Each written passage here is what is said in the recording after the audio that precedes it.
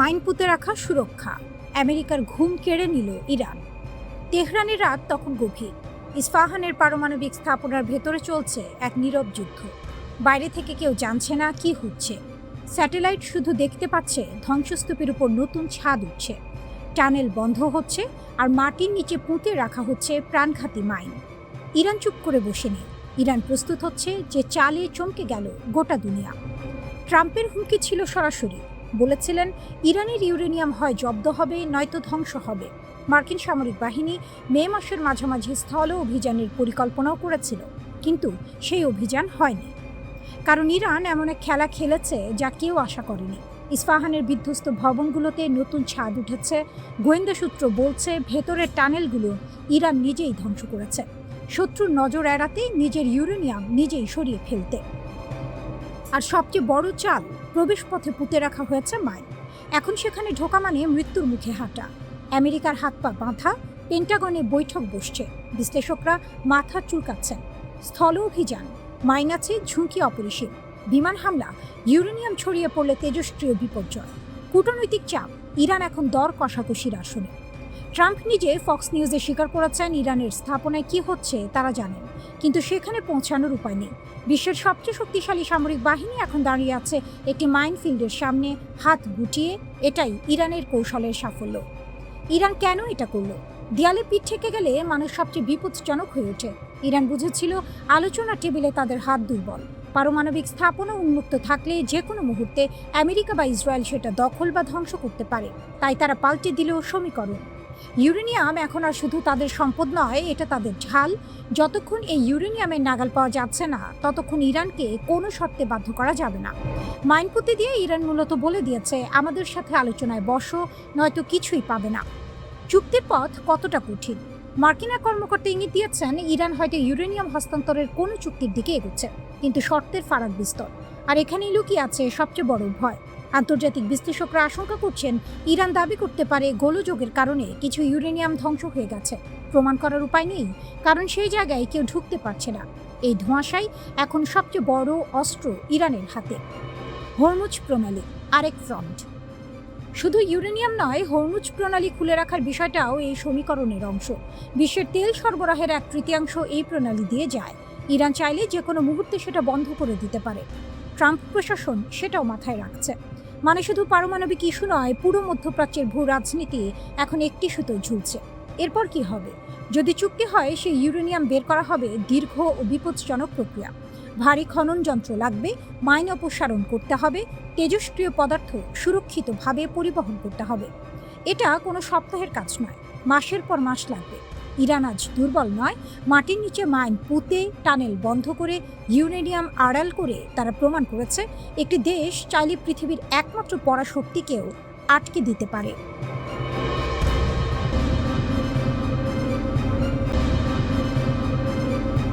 অহংকারের পতন হয় নীরবে, বোমার শব্দে নয়, বরং সেই মুহূর্তে যখন বন্ধুরা মুখ ফিরিয়ে নেয়, প্রতিবেশীরা দরজা বন্ধ করে, আর শত্রু টের পায় যে সোনার খাঁচার পাখিটা আসলে একাই আছে। সংযুক্ত আরব আমিরাত ঠিক সেই মুহূর্তটা পার করছে, আর ইরান দূর থেকে দেখছে এবং হাসছে। মাত্র 50 বছর আগে মরুভূমির এক টুকরো রাজ্য, তেল এলো, পয়সা এলো, আর তার সাথে এলো উচ্চাকাঙ্ক্ষা। শেখ মোহাম্মদ বিন জায়েদের নেতৃত্বে আমিরাত নিজেকে গড়ে তুলল অন্যভাবে।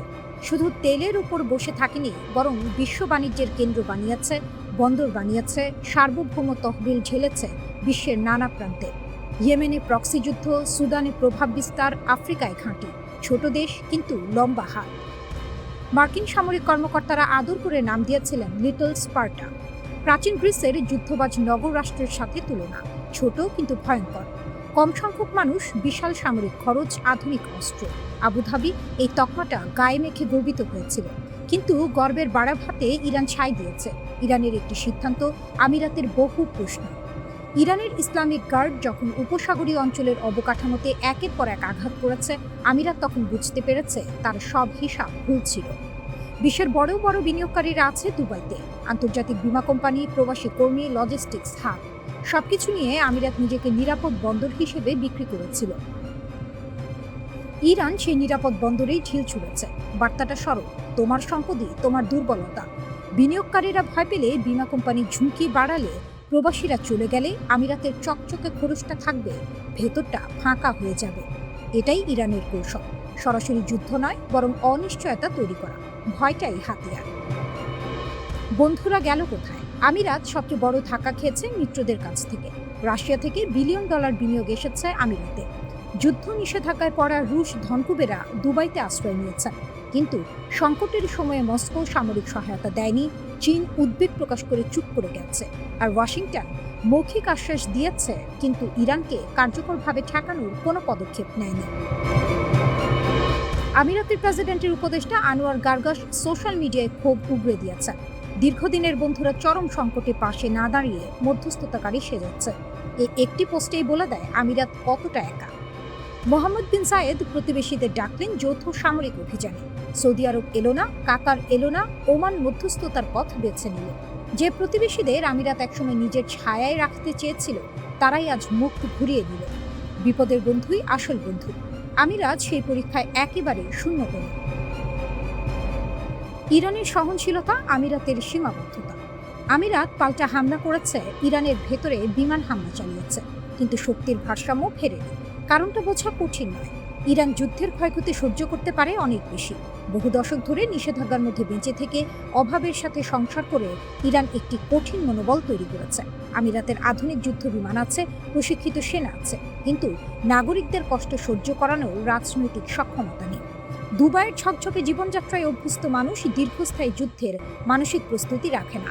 ইরান এই পার্থক্যটা জানে, তাই সে ক্ষয়ের যুদ্ধ খেলছে। আমিরাতকে ক্লান্ত করো, অনিশ্চিত করো, একা করো।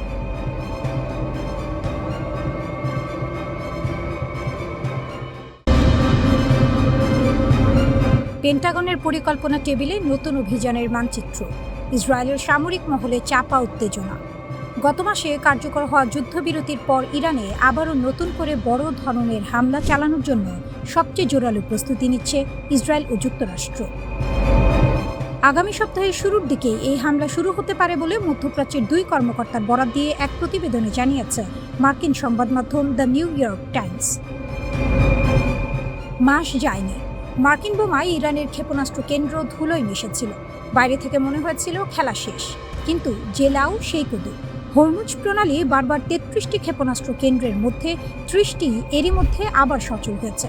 মার্কিন গোয়েন্দারা নিজেরাই স্বীকার করছেন, ইরান তাদের ভূগর্ভস্থ স্থাপনাগুলোতে দ্রুত নিয়ন্ত্রণ পুনরুদ্ধার করেছে।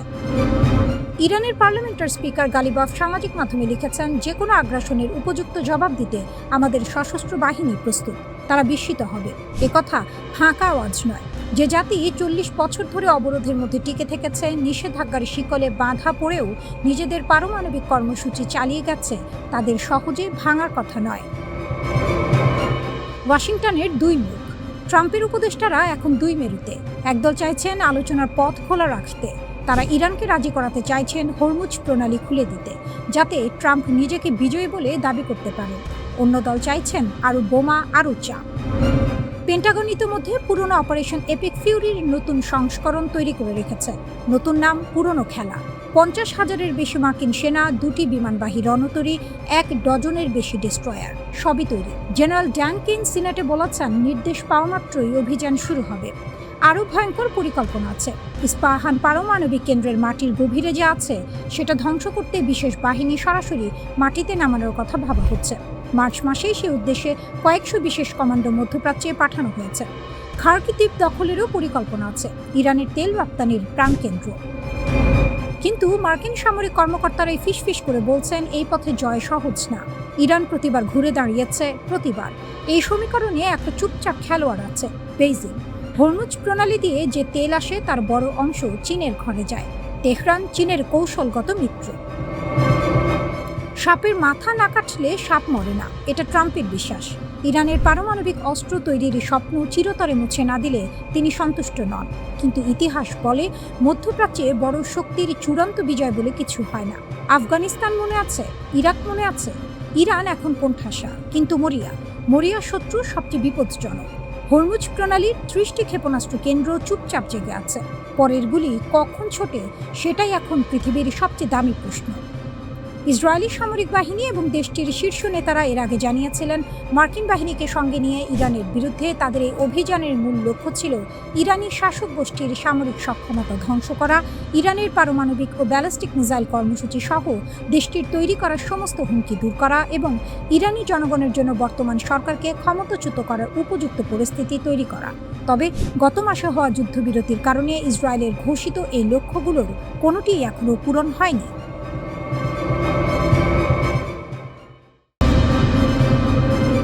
আমেরিকা আর ইসরায়েলের মিলিত আঘাতে ইরান ক্ষতবিক্ষত, কিন্তু হার মানেনি। বরং ক্ষতের যন্ত্রণা নিয়েই তেহরান এমন এক দাবার ছক সাজিয়েছে যা দেখে হকচকিয়ে গেছে গোটা উপসাগরীয় দুনিয়া। আহত বাঘ সবচেয়ে বিপজ্জনক, এই সত্য আজ হাড়ে হাড়ে টের পাচ্ছে রিয়াদ থেকে আবুধাবি।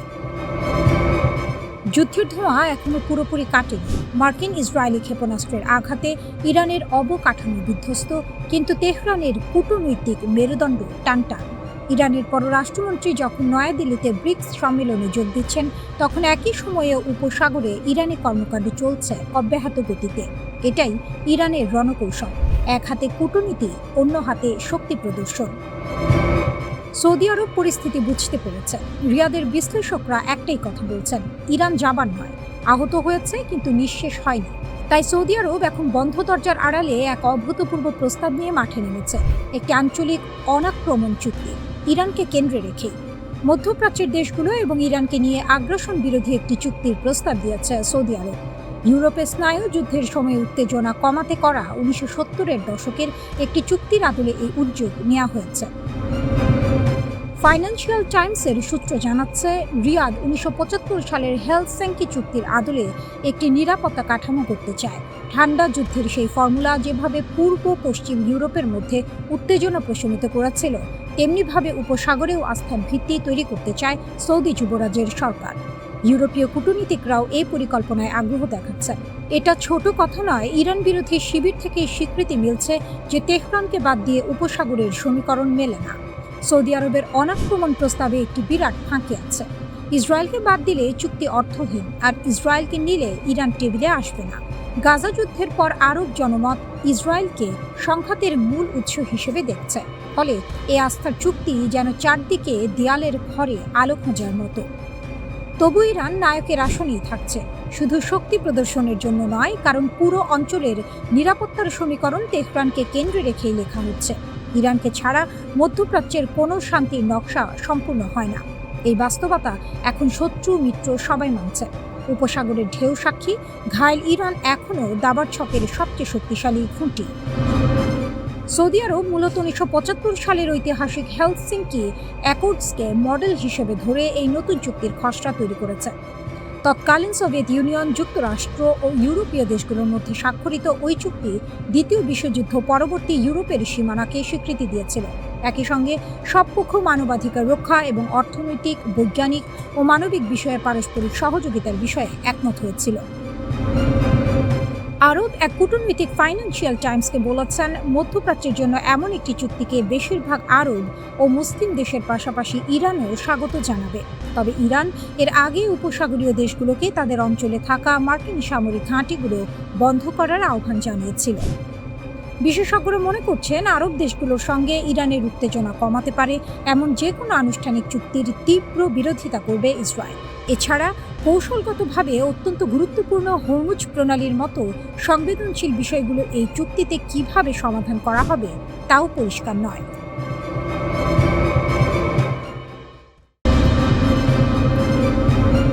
ইসরায়েলের আকাশে আগুনের ফুলকি উঠতেই মধ্যপ্রাচ্যের বাতাস বদলে গেল। বেত শেমেশের রাত যেন আচমকা যুদ্ধের মোহরা নয়, বরং ইতিহাসের গোপন দরজা খুলে দেয়া এক বিস্ফোরণ। যে বিস্ফোরণের শব্দ শুধু কংক্রিট কাঁপায়নি, কাঁপিয়ে দিয়েছে তেল আবিবের আত্মবিশ্বাসও। আর ঠিক সেখানেই নতুন করে নায়কের আসনে উঠে এসেছে ইরান। কারণ বহুদিন ধরেই তেহরান বলে আসছিল, ইসরায়েলের তথাকথিত অভেদ্য ঢাল আসলে কাঁচের দেয়াল, এক ধাক্কায় চুরমার হয়ে যেতে পারে। বেত শেমেশের বিস্ফোরণ ছিল যেন ধোঁয়া উঠলে আগুন কোথাও না কোথাও জ্বলছেই প্রবাদটির জীবন্ত সংস্করণ। ইসরায়েলি কর্তৃপক্ষ বলছে এটি ছিল পরিকল্পিত পরীক্ষা, কিন্তু প্রশ্ন উঠছে, যদি সবই নিয়ন্ত্রণে থাকে তবে রাতের অন্ধকারে এমন তীব্র বিস্ফোরণের দরকার কী ছিল? কেন আশেপাশের বাড়িগুলোর জানালা উড়ে গেল? কেন সামাজিক মাধ্যমে ছড়িয়ে পড়া ভিডিওতে দেখা গেল আকাশ ছুঁয়ে ওঠা আগুনের মেঘ? ঘটনাস্থল ছিল টোমার নামের একটি রাষ্ট্রায়ত্ত প্রতিরক্ষা প্রতিষ্ঠানের টেস্টিং জোন। এই প্রতিষ্ঠানই ইসরায়েলের ক্ষেপণাস্ত্র ও রকেট প্রযুক্তির গুরুত্বপূর্ণ কারিগর। আঙুলের ডগায় আগুন নিয়ে খেলা করতে গিয়ে যে হাত পুড়ে যেতে পারে, সেই পুরনো সত্যটাই যেন হাড়ে হাড়ে টের পেল তেল আবিব। সবচেয়ে বেশি আলোচনা এসেছে অ্যারো ক্ষেপণাস্ত্র প্রতিরক্ষা ব্যবস্থা। ইরানের ব্যালিস্টিক ক্ষেপণাস্ত্র ঠেকাতে এই ব্যবস্থার উপরেই নির্ভর করে ইসরায়েল। কিন্তু বিস্ফোরণের পর আঞ্চলিক বিশ্লেষকদের প্রশ্ন, এই ছাতায় কি বড় ফাটল ধরেছে? গোদের ওপর বিস্ফোরার মতো ঘটনাস্থলের কাছেই রয়েছে সেদত মিখা ঘাঁটি, যাকে দীর্ঘদিন ধরেই ইসরায়েলের কৌশলগত ক্ষেপণাস্ত্র অবকাঠামোর অংশ হিসেবে দেখা হয়। ফলে সন্দেহের আগুনে ঘি পড়েছে আরও বেশি। কেউ বলছে দুর্ঘটনা, কেউ বলছে নাশকতা।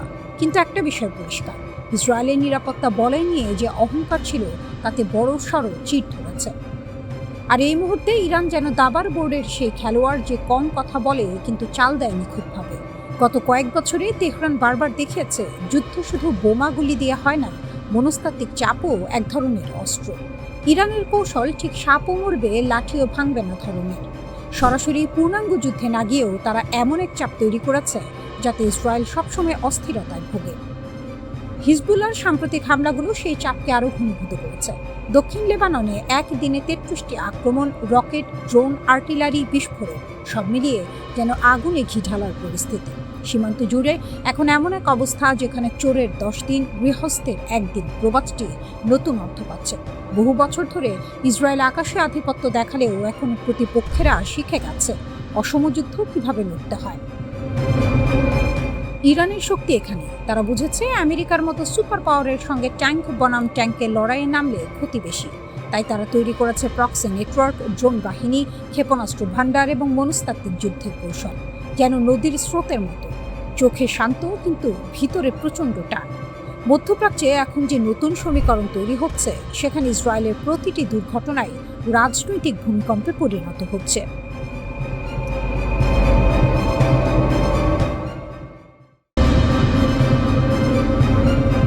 নেতানিয়াহু বাংকারে, হিজবুল্লাহ ড্রোন আকাশে, ইসরায়েলের মাথায় বাজ। ড্রোনের শব্দ শুনেই দৌড়, বাংকারে আশ্রয়। ইসরায়েলের প্রধানমন্ত্রী বেনিয়ামিন নেতানিয়াহু, যে মানুষটা নিজেকে মধ্যপ্রাচ্যের সবচেয়ে শক্তিশালী নেতা ভাবেন, তিনি সেদিন উত্তর সীমান্তের স্লোমি শহরে সফর করতে গিয়ে হিজবুল্লাহ ড্রোনের কাছ থেকে পালিয়ে বাঁচলেন। ইরানের ছায়ায় বেড়ে ওঠা হিজবুল্লাহ এখন এতটাই শক্তিশালী যে ইসরায়েলের রাষ্ট্রপ্রধানও তাদের নিশানার বাইরে নয়। যেদিন নেতানিয়াহু বাংকারে ঢুকলেন, স্লোমি ইসরায়েলের উত্তর সীমান্তের একটি ছোট্ট শহর, লেবানন সীমান্ত থেকে মাত্র কয়েক কিলোমিটার দূরে। নেতানিয়াহু সেদিন সামরিক পরিদর্শনে গিয়েছিলেন সৈন্যদের মনোবল বাড়াতে, ক্যামেরার সামনে বীরত্বের ভাষণ দিতে। কিন্তু বিধি বাম। হঠাৎ বেজে উঠল সাইরেন। আকাশে হিজবুল্লাহ ড্রোন, নিরাপত্তা রক্ষীরা মুহূর্তের মধ্যে নেতানিয়াহুকে টেনে নিয়ে ঢুকিয়ে দিল বাংকারে। সফর বাধাগ্রস্ত, কার্যক্রম স্থগিত। আর ইসরায়েলের গণমাধ্যমে শুরু হলো তীব্র সমালোচনার ঝড়। হিব্রু ভাষার সংবাদ মাধ্যমে এই ঘটনাকে বলেছে ইসরায়েলের নিরাপত্তার বড় ব্যর্থতা। কারণ শুধু প্রধানমন্ত্রী নন, একই সময়ে আরেকটি হিজবুল্লাহ ড্রোন তাক করেছিল আইডিএফ এর উত্তরাঞ্চলীয় কমান্ডার রাফি মিলোর গাড়িকে। দক্ষিণ লেবাননে মাঠ পরিদর্শনে থাকা মিলোর কনভয় থেকে ড্রোনটি বিস্ফোরিত হয়েছে মাত্র কয়েক মুহূর্ত পর। অর্থাৎ চুলের ব্যবধানে বেঁচে গেছেন ইসরায়েলের শীর্ষ সামরিক কমান্ডার। এটা কাকতালীয় নয়, হিজবুল্লাহ একই দিনে দুটো শীর্ষ লক্ষ্যবস্তুকে একসঙ্গে ধাওয়া করেছে।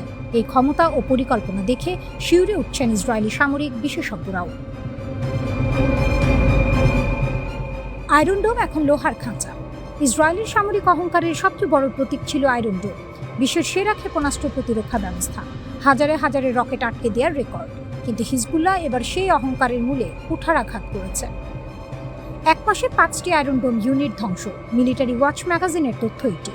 আগে হিজবুল্লাহ রকেট ছুটত, আয়রন ডোম আটকাত, কিন্তু এবার কৌশল বদলেছে পুরোপুরি। রকেট ঠেকানোর যন্ত্রকেই ধ্বংস করো। লয়টারিং মিউনিশন আর প্রেসিশন গাইডেড ড্রোন দিয়ে আগে চিহ্নিত করো আয়রন ডোমের রাডার ও লঞ্চার, তারপর নিখুঁত আঘাতে গুড়িয়ে দাও। কমান্ডার মিলো নিজেই স্বীকার করেছেন, হিজবুল্লাহ ইসরায়েলের প্রত্যাশার চেয়ে দ্রুততায় নিজেদের সামরিক শক্তি পুনর্গঠন করে নিয়েছে।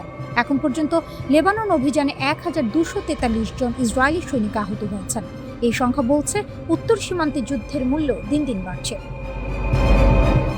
ইরানের বড় দাবা চাল। এই পুরো যুদ্ধচিত্রের পেছনে যার হাত, তিনি তেহরানে বসে আছেন।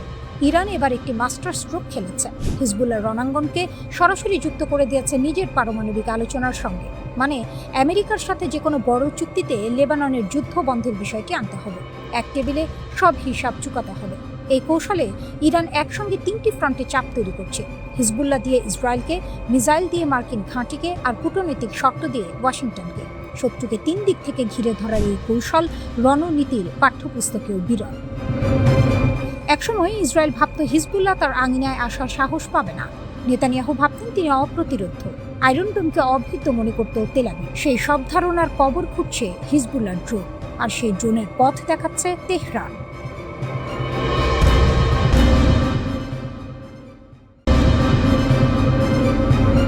পেন্টাগনের পরিকল্পনা টেবিলে নতুন অভিযানের মানচিত্র, ইসরায়েলের সামরিক মহলে চাপা উত্তেজনা। গত মাসে কার্যকর হওয়া যুদ্ধবিরতির পর ইরানে আবারও নতুন করে বড় ধরনের হামলা চালানোর জন্য সবচেয়ে জোরালো প্রস্তুতি নিচ্ছে ইসরায়েল ও যুক্তরাষ্ট্র। আগামী সপ্তাহের শুরুর দিকেই এই হামলা শুরু হতে পারে বলে মধ্যপ্রাচ্যের 2 কর্মকর্তার বরাত দিয়ে এক প্রতিবেদনে জানিয়েছে মার্কিন সংবাদ মাধ্যম দ্য নিউ ইয়র্ক টাইমস। মাস যায়নি, মার্কিন বোমায় ইরানের ক্ষেপণাস্ত্র কেন্দ্র ধুলোয় মিশেছিল। বাইরে থেকে মনে হয়েছিল খেলা শেষ, কিন্তু যে লাউ সেই কদু। হরমুজ প্রণালী বারবার 33টি ক্ষেপণাস্ত্র কেন্দ্রের মধ্যে 30টি এরই মধ্যে আবার সচল হয়েছে। মার্কিন গোয়েন্দারা নিজেরাই স্বীকার করছেন ইরান তাদের ভূগর্ভস্থ স্থাপনাগুলোতে দ্রুত নিয়ন্ত্রণ পুনরুদ্ধার করেছে। ইরানের পার্লামেন্টের স্পিকার গালিবাফ সামাজিক মাধ্যমে লিখেছেন, যে কোনো আগ্রাসনের উপযুক্ত জবাব দিতে আমাদের সশস্ত্র বাহিনী প্রস্তুত। তারা বিস্মিত হবে। একথা ফাঁকা আওয়াজ নয়। যে জাতি 40 বছর ধরে অবরোধের মধ্যে টিকে থেকেছে, নিষেধাজ্ঞার শিকলে বাঁধা পড়েও নিজেদের পারমাণবিক কর্মসূচি চালিয়ে গেছে, তাদের সহজে ভাঙার কথা নয়। ওয়াশিংটনের 2 মুখ। ট্রাম্পের উপদেষ্টারা এখন 2 মেরুতে। একদল চাইছেন আলোচনার পথ খোলা রাখতে। তারা ইরানকে রাজি করাতে চাইছেন হরমুজ প্রণালী খুলে দিতে, যাতে ট্রাম্প নিজেকে বিজয়ী বলে দাবি করতে পারেন। অন্য দল চাইছেন আরও বোমা, আরও চাপ। পেন্টাগন ইতিমধ্যে পুরনো অপারেশন এপিক ফিউরির নতুন সংস্করণ তৈরি করে রেখেছে। নতুন নাম, পুরনো খেলা। 50,000-এর বেশি মার্কিন সেনা, 2টি বিমানবাহী রণতরী, 1 ডজনের বেশি ডেস্ট্রয়ার, সবই তৈরি। জেনারেল ড্যানকিন সিনেটে বলেছেন, নির্দেশ পাওয়া মাত্রই অভিযান শুরু হবে। আরও ভয়ঙ্কর পরিকল্পনা আছে। ইস্পাহান পারমাণবিক কেন্দ্রের মাটির গভীরে যে আছে, সেটা ধ্বংস করতে বিশেষ বাহিনী সরাসরি মাটিতে নামানোর কথা ভাবা হচ্ছে। মার্চ মাসেই সে উদ্দেশ্যে কয়েকশো বিশেষ কমান্ডো মধ্যপ্রাচ্যে পাঠানো হয়েছে। খার্কিভ দ্বীপ দখলেরও পরিকল্পনা আছে, ইরানের তেল রপ্তানির প্রাণকেন্দ্র। কিন্তু মার্কিন সামরিক কর্মকর্তারাই ফিসফিস করে বলছেন, এই পথে জয় সহজ না। ইরান প্রতিবার ঘুরে দাঁড়িয়েছে, প্রতিবার। এই সমীকরণে একটা চুপচাপ খেলোয়াড় আছে, বেইজিং। হরমুজ প্রণালী দিয়ে যে তেল আসে তার বড় অংশ চীনের ঘরে যায়। তেহরান চীনের কৌশলগত মিত্র। সাপের মাথা না কাটলে সাপ মরে না, এটা ট্রাম্পের বিশ্বাস। ইরানের পারমাণবিক অস্ত্র তৈরির স্বপ্ন চিরতরে মুছে না দিলে তিনি সন্তুষ্ট নন। কিন্তু ইতিহাস বলে, মধ্যপ্রাচ্যে বড় শক্তির চূড়ান্ত বিজয় বলে কিছু হয় না। আফগানিস্তান মনে আছে, ইরাক মনে আছে। ইরান এখন কোণঠাসা, কিন্তু মরিয়া শত্রু সবচেয়ে বিপজ্জনক। হরমুজ প্রণালীর 30টি ক্ষেপণাস্ত্র কেন্দ্র চুপচাপ জেগে আছে। পরের গুলি কখন ছোটে, সেটাই এখন পৃথিবীর সবচেয়ে দামি প্রশ্ন। ইসরায়েলি সামরিক বাহিনী এবং দেশটির শীর্ষ নেতারা এর আগে জানিয়েছিলেন, মার্কিন বাহিনীকে সঙ্গে নিয়ে ইরানের বিরুদ্ধে তাদের এই অভিযানের মূল লক্ষ্য ছিল ইরানি শাসক গোষ্ঠীর সামরিক সক্ষমতা ধ্বংস করা, ইরানের পারমাণবিক ও ব্যালিস্টিক মিসাইল কর্মসূচি সহ দেশটির তৈরি করা সমস্ত হুমকি দূর করা এবং ইরানি জনগণের জন্য বর্তমান সরকারকে ক্ষমতাচ্যুত করার উপযুক্ত পরিস্থিতি তৈরি করা। তবে গত মাসে হওয়া যুদ্ধবিরতির কারণে ইসরায়েলের ঘোষিত এই লক্ষ্যগুলোর কোনোটিই এখনও পূরণ হয়নি।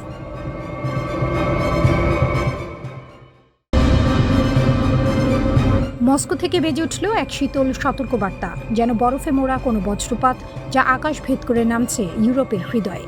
যুদ্ধের শব্দ নেই এখনও, কিন্তু প্রস্তুতির প্রতিটি নড়াচড়া যেন ভবিষ্যতের অন্ধকারকে আগেই লিখে রাখছে। রাশিয়া ঘোষণা করেছে নতুন এক বিশাল পরমাণু মহড়ার। নাম তার কৌশলগত প্রতিরোধ অনুশীলন, কিন্তু এর ভেতরে লুকিয়ে আছে আরও বড় কিছু শক্তি প্রদর্শনের এক নির্ভুল নিঃশব্দ বার্তা, পশ্চিমের উদ্দেশ্যে ছুড়ে দেয়া এক হিমশীতল ইশারা। এই মহড়ায় অংশ নিচ্ছে প্রায় 64,000 সেনা, হাজার হাজার সামরিক যান, 2 শতাধিক ক্ষেপণাস্ত্র লঞ্চার, আকাশে 140টি যুদ্ধবিমান, সমুদ্রে 73টি যুদ্ধবিমান এবং 13টি সাবমেরিন। এই সংখ্যা শুধু পরিসংখ্যান নয়, এটি একটি সামরিক ভূমিকম্প যার কম্পন ছড়িয়ে পড়ছে ইউরোপের সীমানা ছুঁয়ে। এই মহড়ার কেন্দ্রবিন্দু বেলারুশ। ন্যাটোর দরজার ঠিক পাশে দাঁড়িয়ে থাকা এই ভূখণ্ড এখন পরিণত হয়েছে এক উত্তপ্ত পরীক্ষাগারে, যেখানে পরমাণু কৌশল শেখানো হচ্ছে সৈন্যদের। কিভাবে, কখন এবং কোন অবস্থায় ব্যবহার করা হবে কৌশলগত পারমাণবিক অস্ত্র। মিনস্কো বলছে এটি প্রতিরক্ষা অনুশীলন, মস্কো বলছে এটি প্রস্তুতি, আর পশ্চিম বলছে এটি এক অশান্ত সংকেত। কিন্তু এই উত্তেজনার মাঝেই বিশ্ব রাজনীতির আকাশে আরেকটি নীরব ছায়া দীর্ঘ হচ্ছে। ইরান। যেখানে অন্যরা অস্ত্রের ঝনঝনানিতে শক্তি দেখায়, সেখানে ইরান দাঁড়িয়ে থাকে কৌশলের নীরবতায়। মস্কোর মহড়া যখন ইউরোপকে কাঁপিয়ে দিচ্ছে, তখন তেহরান তার অবস্থানকে আরও দৃঢ় করছে এক ভিন্ন মঞ্চে, কূটনীতি, প্রতিরোধ এবং আঞ্চলিক ভারসাম্যের সূক্ষ্ম খেলায়। রাশিয়া যখন সাবমেরিন, ক্ষেপণাস্ত্র এবং কৌশলগত বাহিনীর প্রদর্শনী করছে, তখন ইরান তার শক্তি দেখাচ্ছে ভিন্ন ভাষায়, সমুদ্রপথ, আকাশসীমা এবং আঞ্চলিক জোটের জটিল জালে। যুদ্ধের আওয়াজ নয়, বরং অবস্থানের স্থিরতা। মস্কোর এই মহড়ার আরেকটি অংশে উঠে এসেছে ভয়ঙ্কর এক বার্তা। পারমাণবিক সক্ষমতা দ্রুত আধুনিকায়ন করছে রাশিয়া। নতুন প্রজন্মের ক্ষেপণাস্ত্র, হাইপারসনিক প্রযুক্তি, এমনকি সাব অরবিটাল গতিপথে চলতে সক্ষম অস্ত্রের কথা বলা হচ্ছে, যেগুলো প্রতিরক্ষা ব্যবস্থাকে এড়িয়ে যাওয়ার সক্ষমতা রাখে বলে দাবি করা হচ্ছে। ভ্লাদিমির পুতিনের ভাষায় এগুলো এমন অস্ত্র যার কোনো তুলনা নেই। পশ্চিমা বিশ্বকে ইঙ্গিত স্পষ্ট, ভারসাম্য আর আগের মতো নেই। এই ঘোষণার প্রতিধ্বনি ছড়িয়ে পড়ছে ন্যাটোর করিডোরে। ইউরোপের রাজধানীগুলোতে ফিরে এসেছে পুরনো এক শীতল যুদ্ধের গন্ধ, কিন্তু এবার দৃশ্যপট আরও জটিল, আরও বিস্তৃত। কারণ বিশ্ব এখন আর দ্বিমেরু নয়, এটি বহুস্তরীয়, বহুপ্রান্তিক এক দাবার বোর্ড। এবং সেই বোর্ডে ইরানের উপস্থিতি আর শুধু আঞ্চলিক নয়, এটি এখন বৈশ্বিক সমীকরণের একটি অপরিহার্য অংশ। রাশিয়ার এই শক্তি প্রদর্শনের মাঝেই এক প্রশ্ন ঘুরপাক খাচ্ছে: ভবিষ্যতের সংঘাত কি শুধুই ইউরোপ কেন্দ্রিক থাকবে, নাকি মধ্যপ্রাচ্য, ইউরেশিয়া আর পারস্য উপসাগর এক নতুন সমীকরণে জড়িয়ে পড়বে? ইরান এই প্রশ্নের উত্তর দিচ্ছে অবস্থানে, কখনো প্রতিরক্ষা কৌশলে, কখনো কূটনৈতিক বার্তায়, আবার কখনো আঞ্চলিক ভারসাম্যের নীরব স্থিতিতে। মস্কোর সাবমেরিন যখন সমুদ্রের অন্ধকারে গর্জন তোলে, তেহরান তখন সমুদ্র পথের নিয়ন্ত্রণ ও আঞ্চলিক প্রভাবের সূক্ষ্ম রেখা আঁকে। আকাশে যখন ক্ষেপণাস্ত্র উড়ে যায়, তখন ইরান তার প্রতিরক্ষা কাঠামোকে আরও স্তরবিন্যস্ত করে তোলে নিঃশব্দে।